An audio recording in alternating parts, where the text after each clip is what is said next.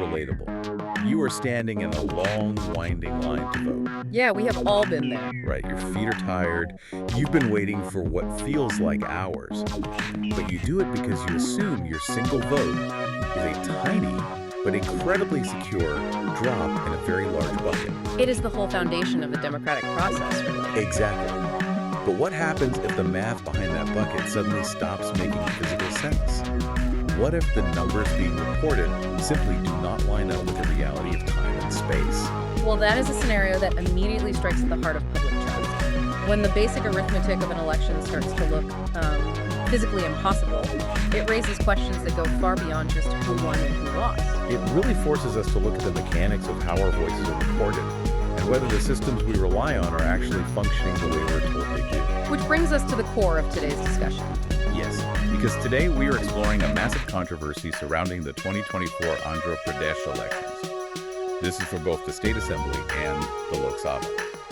Specifically, we're looking at allegations of a miracle surge in voter turnout. A surge that critics argue might actually be coordinated mischief. Right, mischief capable of completely flipping the election results against the parties that were in power. And to get to the bottom of this, we have a really fascinating stack of sources for today's mission. We are pulling from a data-heavy investigative article by the prominent economist Parakala Prabhakar. We also have regional news broadcasts analyzing and fiercely debating these claims, a deep dive legal analysis on Indian electoral law, and foundational Supreme Court rulings on electoral transparency. It is a complex web of data, legal precedent, and, well, really high political stakes. And just to be clear, our goal today isn't to take a side or endorse any particular theory. Right, we are just here to impartially lay out what the sources are saying. To unpack the mind-bending numbers behind this sudden surge, weigh the conflicting explanations, and understand the harsh legal realities of challenging an election outcome in India. Okay, let's unpack this. Let's set the scene. So the date is May 13th, 2024. The day of simultaneous Assembly and Lok Sabha elections in Andhra Pradesh. Exactly. And the timeline of how the Election Commission of India, the ECI, reported the turnout numbers is where things start to look highly illogical. Can you walk us through that specific timeline? Yeah. Because the official figures are wild. Yeah, the timeline is crucial here.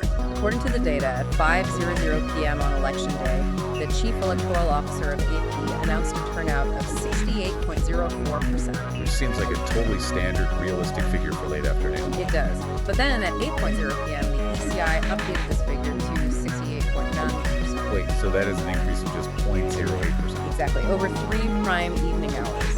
In raw numbers, that equates to about 33,064 votes across the entire state. Statistically, it is a flat line. So polling basically ground to a halt between 5 and 8. According to that specific update, yes. But then, at 11:45 p.m., the turnout suddenly jumped to 76.50%. Wow. And the anomalies didn't stop there. 4 days later, on May 17th, the final figure was revised again. To a staggering 81.79%. Yes, or 81.86%, depending on whether you look at the ECI's statistical highlights or the AP CEO's numbers. That is a massive jump from the early evening numbers. And this is where the investigative piece by Parakala Prabhakar really zeroes in. Since he is an economist, he applies a rigorous quantitative lens to this data. Specifically looking at that late night window. What did his calculations reveal about those hours? He breaks down the arithmetic based purely on the official data releases, between the 11:45 p.m. update and the 2:00 a.m. mark. Which was officially cited as when the final vote was cast. Right, so in that window, the data suggests that 1,719,482 votes were cast, and those votes were distributed across roughly 300 to 500 polling booths. I have to pause here because visualizing this math is where it gets crazy. You have 1.7 million votes across 3,500 booths in just 2 hours and 15 minutes. That's 135 minutes. Yeah, 135 minutes. That averages out to 491 voters per booth. If you break that down further, that equals 3.6 voters every single minute. Which is one vote every 20 seconds. One vote every 20 seconds. What's fascinating here is how raw statistical analysis can completely shatter the illusion of a smooth administrative process. When you break it down to the second, you have to account for the physical realities of the voting process. Right, we have to factor in the VVPAT system. Because this was a simultaneous election, voters weren't just pressing one button. They were voting for both the State Assembly and the Lok Sabha. How does the paper trail printing process impact that 20-second window? It creates a severe physical bottleneck. The VVPAT machine takes about 7 seconds to print the paper slip, display it behind the glass for the voter to verify, and then drop it into the box. Before the machine is even ready to accept the next command. Exactly. So 2 votes mean 14 seconds of absolute, unavoidable dead time, just waiting for the machine's internal mechanics. Which leaves exactly 6 seconds.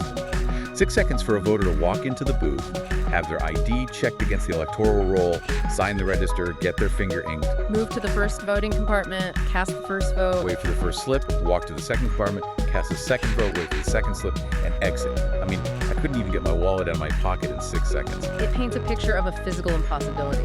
Prabhakar argues that if 491 people were actually waiting at every one of these 3,500 booths and voting at a normal human pace, The polling would have had to continue until 8:00 a.m. or even 11:00 a.m. the next day. exactly. The official statement that the very last vote was cast around 2:00 a.m. directly conflicts with the physical limitations of the hardware. It is a really compelling mathematical argument. It suggests that this level of bogus voter turnout in those 3,500 constituencies would be more than enough to completely flip the verdict. It would, but we absolutely need to look at the pushback here. We have to impartially examine the ECI's defense and what critics of Prabhakar's theory are saying. Right. So what is the counter perspective to this narrative? Regional news broadcasts and defenders offer a robust technical defense. They argue that Prabhakar is fundamentally confusing system update time with actual physical voting time. So the data lag theory. Explain how that works in this context. Think about how centralized IT architectures handle batch processing from remote nodes. When the ECI announced 76.50% at 11:45 p.m., that was a provisional trend. So it didn't mean 1.7 million people physically pushed a button between 8:00 p.m. and 11:45 p.m. Right.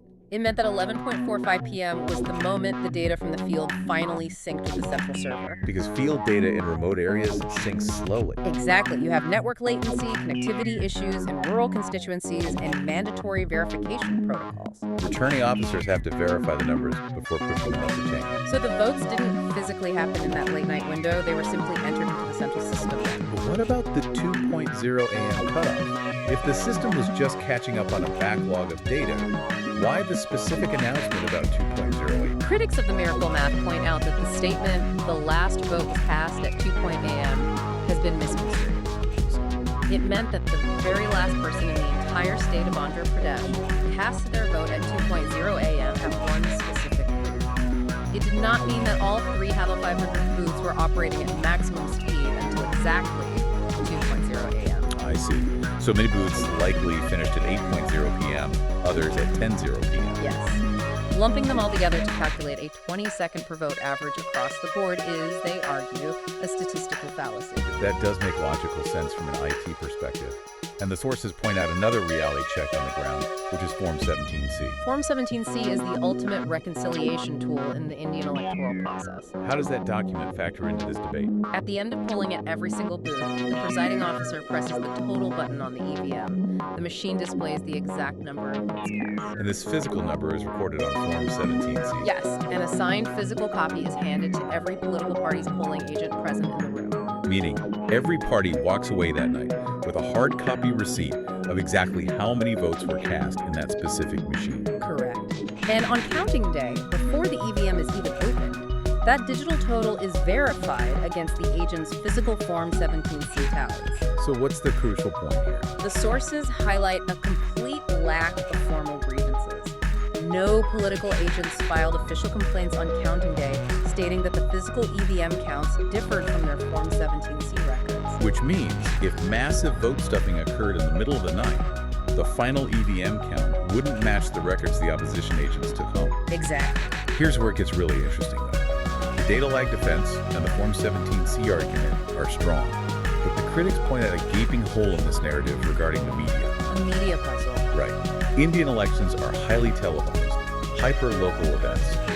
If we're to believe that thousands of people were standing in lines until 2:03 in the morning across thousands of constituencies. Why wasn't anyone broadcasting it? Exactly. It is a striking absence of visual evidence. The regional media landscape in AP is incredibly dense and competitive. Usually, late-night voting is covered extensively. News channels love a story about the dedication of voters braving the night, showing officials serving tea to people in queues. But no news reports mentioned or showed these late-night queues in those specific 3,500 booths. It's highly puzzling. It is the dog that didn't bark.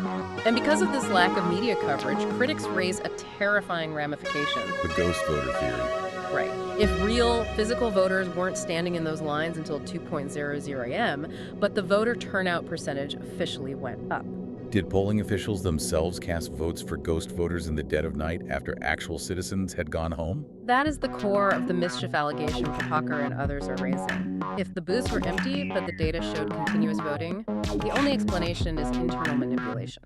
And this brings us directly to the issue of official ECI documentation and video evidence, because there are rules about recording this, aren't there? Under the ECI's own administrative rules, polling officials are mandated to videograph the closing process. Specifically, they must record voters waiting outside at the close of the scheduled hour of poll. And they must record the very last voter in the queue.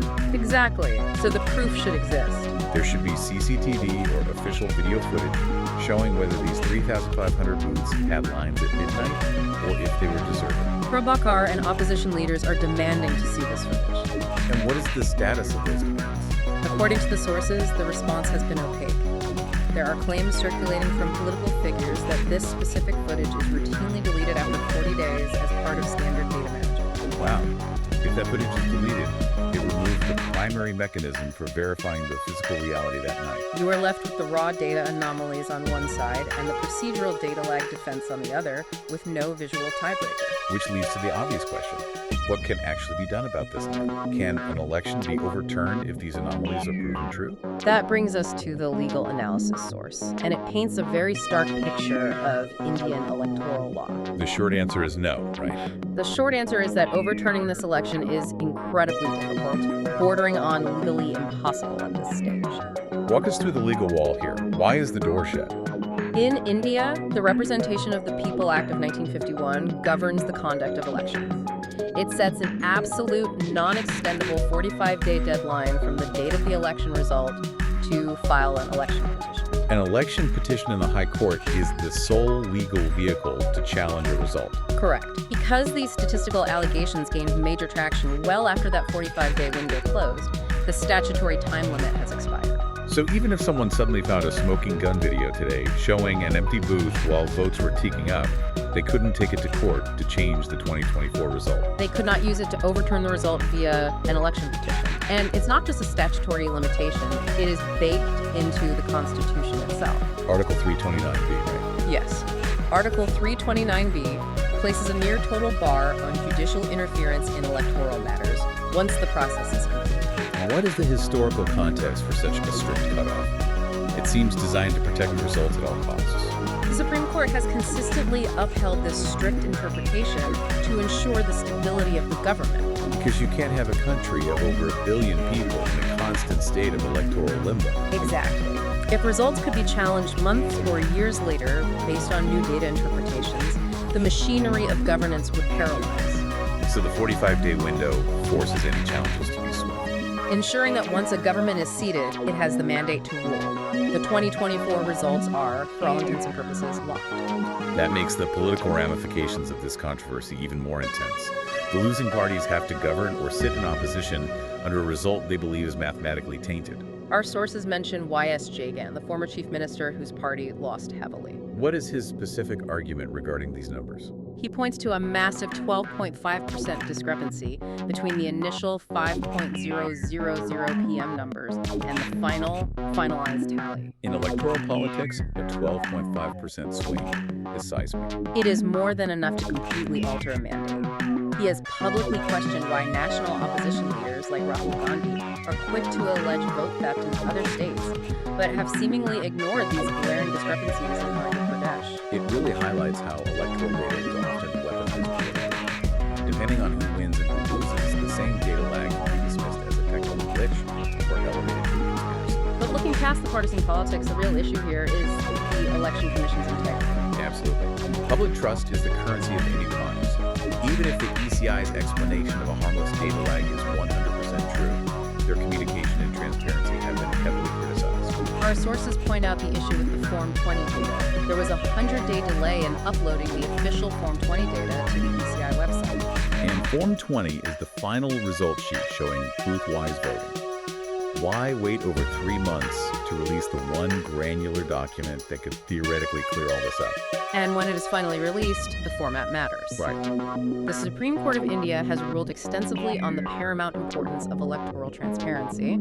In landmark judgments, the court has emphasized that under Article 1919(1) of the Constitution, a voter's right to information is fundamental. A democracy cannot survive without fairly informed voters. When the ECI remains silent on specific data-driven criticisms from people like Prabhakar, or releases vital data in unsearchable PDF formats rather than machine-readable spreadsheets, it damages public trust. It makes it look like they have something to hide.